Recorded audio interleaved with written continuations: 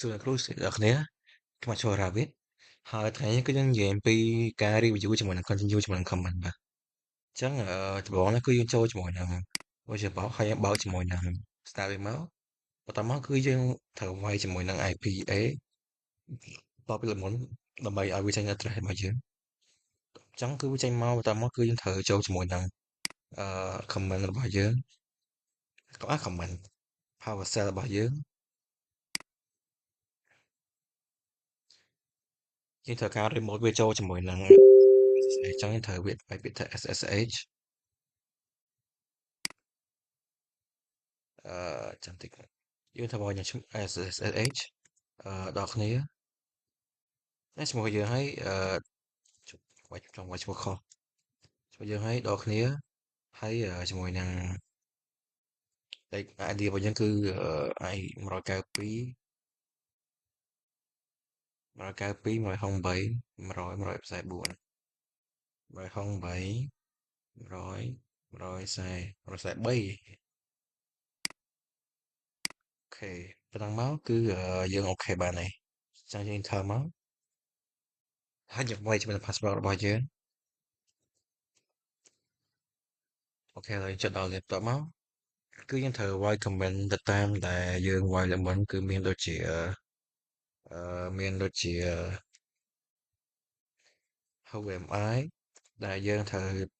មើលថាយើងជា user មួយណាអូខេ user របស់ខ្ញុំតោះមកយើងវាយជាមួយនឹង PWD ដែលយើងត្រូវមើលអឺជាមួយនឹង category របស់យើងអូខេនៅ home ហើយបន្ទាប់មកគឺយើងត្រូវវាយជាមួយនឹង ls ថាតើយើងមានយើង list ជាមួយនឹង directory អីខ្លះអូខេយើងមានតែមួយទេបន្ទាប់មកគឺយើងត្រូវវាយជាមួយ ls.h ដែលយើងត្រូវមើលជាមួយនឹងឲ្យវា folder ឲ្យវាច្បាស់ជាងមុនអូខេដូចគ្នាបន្ទាប់មកគឺយើងត្រូវវាយជាមួយនឹង touch sv11 ចំចុច12ហើយជាមួយនឹងfile បាទដើម្បីយើងcreate ជាមួយនឹង file ថ្មីចង់ enter មកអូខេបន្ទាប់មកយើង ls វាត្រូវ check វាមកអូខេយើងមាន file ថ្មីហើយ sv1.12 file ហ្នឹងហើយបន្ទាប់មកគឺយើងត្រូវយើងមាន command ថ្មីដែលយើងត្រូវ check អឺបង្កើតជាមួយនឹង file ជាមួយនឹង sv1.12 file ហ្នឹងគឺ nano sv11.12 file គេចូលហ្នឹងមកអូខេដល់មកយើងវាយឧទាហរណ៍វាយដូចជា welcome to CTech Institute ចឹងមកដល់មកយើងចុច control X យកផ្ទៃ yes ហើយយើង enter អូខេបន្ទាប់មកយើងត្រូវ check ជាមួយនឹងsource របស់វាcopy យើងត្រូវ copy file វាចឹងយើងវាយជាមួយនឹងចំដល់ណាយមិញអូច្រឡំចាំមកគ្នាយើងត្រូវដំបូងខ្ញុំមិនដល់ copy ខ្ញុំត្រូវ show សិនខ្ញុំត្រូវ show content file content សិនអញ្ចឹងយើងវាយជាមួយនឹង cat sv11.12 file ថាវាមកនៅអូខេនេះមកគឺ welcome to City Institute តបមកគឺយើង dear វាតែយើងវាយជាមួយនឹង mkdear sv11.12 folder ចឹងអាហ្នឹងបានន័យថាយើងបង្កើតជាមួយនឹង directory ថ្មីយើងមិនមែនមើលទៅគឺយើងបង្កើតថ្មីគឺយើងវាយជាមួយនឹង folder file ថ្មីជាមួយនឹងឈ្មោះថ្មីចឹងយើងចុចបន្ថែម enter មកអូខេយើងពាក្យ ls ដើម្បី show វាមើលថាវាមានអូខេវាមានអីវាគឺជា folder ហើយបន្ទាប់មកគឺយើងត្រូវ echo វាដើម្បីយើងមើលថាបញ្ជាក់ថាហ្នឹងវាជានេះវាជា Ubuntu this is Ubuntu server អោយើង enter មកអូខេនេះត្រូវហើយបន្ទាប់មកយើងចូល command មួយទៀត command ថ្មីដូចគ្នាដែលយើងcopy file ដែលដំបូងយើងវាយជាមួយនឹង comment CP CP SV11 ចុច12ចា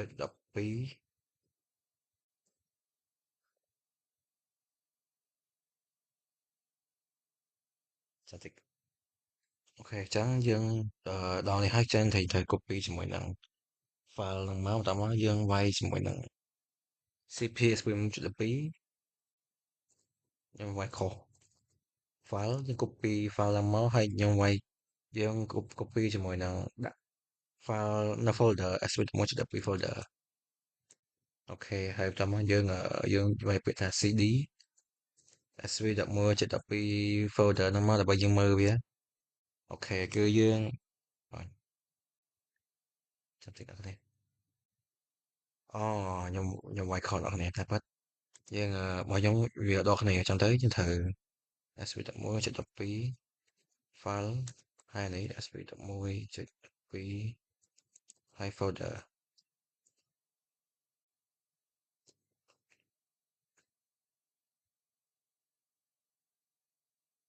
គឺខ្ញុំវាយខុសដល់គ្នាតែប៉ិតទៅនេះវាថា CP SV11.12 file ហើយជាមួយនឹងនៅ SV11.12 folder ចាំបានត្រូវបន្តមកយើងត្រូវជាមួយនឹង CD SV11.12 tab SV11.12 ហើយ folder ដូចគ្នាអូខេនេះបានត្រូវតមកតែប៉ុន្មានខ្ញុំវាយ command ទៅវាភ្លេចមើលនេះចង់ទៅបានវាវាយខុសបន្ទាប់មកយើងត្រូវ ls វាអូខេនេះមានន័យបន្ទាប់មកយើងត្រូវcommand មួយទៀតដែលជា command គេហៅ command ស្គីប៉ុណ្ណាចាំតិចនេះអូខេយើងចូល command មួយទៀតដែលយើងត្រូវ change ឈ្មោះជាមួយឈ្មោះ file ចង់យើងវាយពាក្យថា mv sv11.12 file មកហើយយើងត្រូវ change ទៅដាក់ឧទាហរណ៍ថាtesting name អញ្ចឹងអូខេមកវា change បន្តវិញយើង check ថាវា change ឬអត់យើងវាយពាក្យ ls ត l អូខេអញ្ចឹងកន្លែងនេះគឺយើង change ពី sv1.12 file ទៅជា testing name ហើយបន្តមកវាមាន command មួយទៀតដែល command ហ្នឹងវាជា command remove ឬក៏ delete directory ហ្នឹងដូចគ្នាអញ្ចឹងយើងវាយជាមួយនឹង om .v ហើយជាមួយនឹងtest ខ្ញុំវាយខុសទៀតអូខេតាមពិតcommand ហ្នឹងវាត្រូវ remove ត្រូវប៉ុន្តែយើងត្រូវវាយឈ្មោះយើងឈ្មោះដូរមិញហ្នឹងគឺ testing name អូខេគឺអញ្ចឹងគឺ remove ហើយបន្តមកយើង ls វាមកថាមើលមកថាវា remove ឬអត់ ls.l ឆែក l អូខេគឺយើងអត់មានទេយើងសូនតមកយើង cd ថយទៅកាន់ជាមួយនឹង folder របស់យើងវិញគឺយើងវាយ cd មកហើយយើងវាយពាក្យ command មួយទៀតដែលជា command ថ្មីដែរគឺជាយើង remove ជាមួយនឹងdirectory ឲ្យវាអស់ហ្មងអញ្ចឹងយើងវាយពាក្យថា rm dir rm ទៀតហ្នឹងហើយវាយឈ្មោះជាមួយនឹង folder របស់យើងដែល sv11.12 folder ហ្នឹងមកហើយយើង ls.h មើលវាថាវាបាត់ទៅនៅអូខេគឺវាបាត់ហើយបាទគឺវាលែងមានតែបន្តមកយើងមាន folder មួយទៀតដែលយើងត្រូវបង្កើតជាមួយនឹង directory ថ្មីអញ្ចឹងវាមានមិនថា mkdir mkdir ហ្នឹងយើងវាយជាមួយនឹងឈ្មោះមិញខ្ញុំលុបហើយអញ្ចឹងឥឡូវខ្ញុំបង្កើត folder ឈ្មោះថ្មីអញ្ចឹងវាឈ្មោះជាមួយនឹង sv11.12 folder នេះឲ្យវាកុំបញ្ចុចទៅវាស្រួលមើលជាងមុនហើយយើងវាយពាក្យថា OK មកយ៉ាfile នៅ SC បាត់ហើយអញ្ចឹងយើងត្រូវបង្កើតឈ្មោះថ្មីមកវាចុះអញ្ចឹងយើងវាយពាក្យថា sv11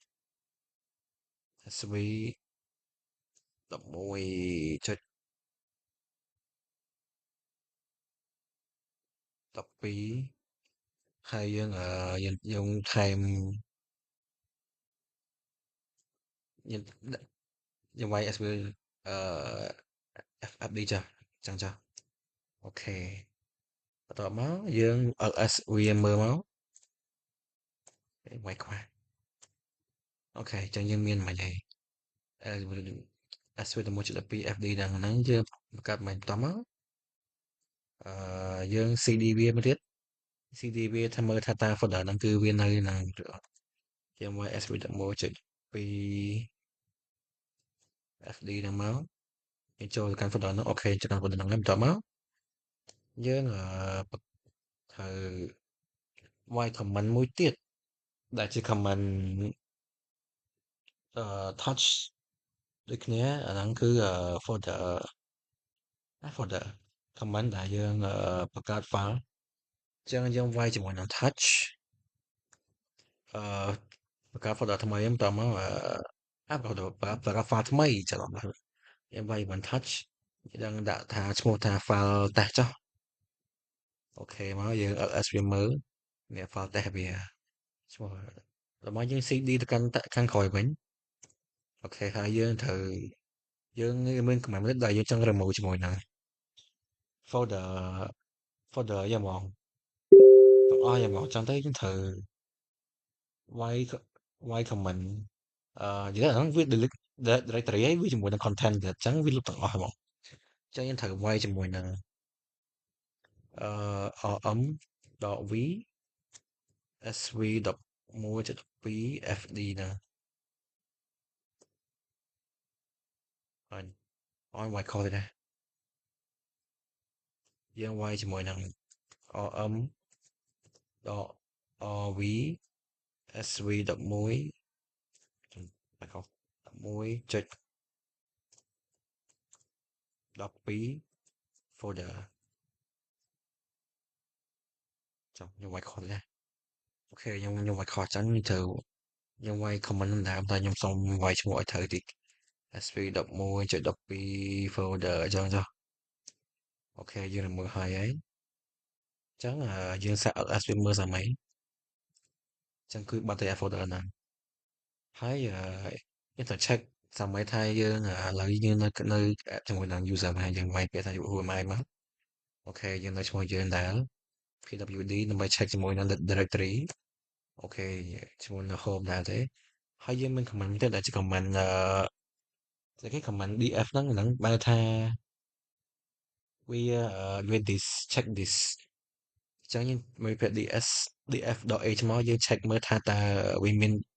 យើងប្រើប្រមាណអញ្ចឹងយើងប្រើជាមួយនឹងនេះគឺអញ្ចឹងគឺវាប្រើជាមួយនឹង size វាយើង use វាហើយយើងសល់ប្រមាណអូខេតោះមកយើងត្រូវមើល check command នេះដែលយើងមើលថាតើយើងសល់ប្រមាណសល់ជាមួយ disk ប្រមាណអញ្ចឹងយើង total យើងប្រើ 3G យើងប្រើតែ2 MB តែយើង free ជាមួយនឹង 2G ជាមួយ 3G បាទហើយយើងមាន command មួយទៀតដែលយើង check ជាមួយនឹង system name អញ្ចឹងយើងវាពាក្យថា host name ហើយយើង enter មកអូខេហ្នឹងយើងអ្នក host name ទៅយើងវាយ command មួយទៀតដែលយើងcommand ហ្នឹងគឺវាមានថា top ដែលវាគឺជាដំណើរការ play process តែយើង enter មកអូខេអញ្ចឹងដំណើរការ process មុនហ្នឹងយើងដំណើរការប៉ុណ្ណឹងទេអ